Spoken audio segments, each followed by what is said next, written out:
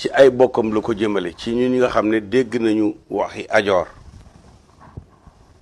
waaw du li nit ñi foog waaw lii nag mën a wax xëy na boo ko gisee nga laaj ko ndax noonu la am déet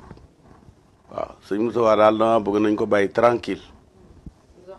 waaw nañ ko bàyyi tranquille parce que ndeysaan dafa yenu sëriñ Babacar Sy yenu Cheikh Tidiane Sy Al Maktoum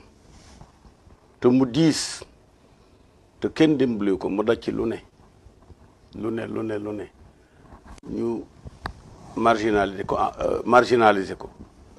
loo gis rek mu am ko def ko ci xereñ bu mu xereñ ba organiser nit ñi ñuy mën a liggéey di ci delloo dara loo xam ne ci la ñuy seen mouvement bi ci lay dox kooku nag ku ko mënta dimbali bàyyi kook boppam yorul dërëmu gouvernement yorul ndimbalu benn président dañ ko boycotté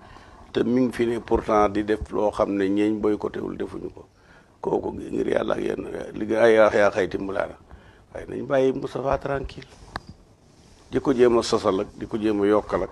nit bu dee ba mënta wax parce que boo waxee ñu ne ko nangam waaye déedéet buñ ko kii li mu wax dañuy seet ci fan la dugg moom waxi léeboon la wax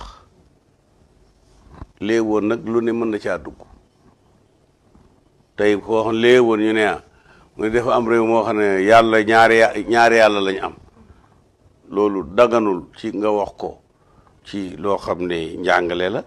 mais dagan na nga wax ko su fekkee ne da ngay léeb waaw loolu lislaam mayee na léeb lu ne mën na caa dugg waaw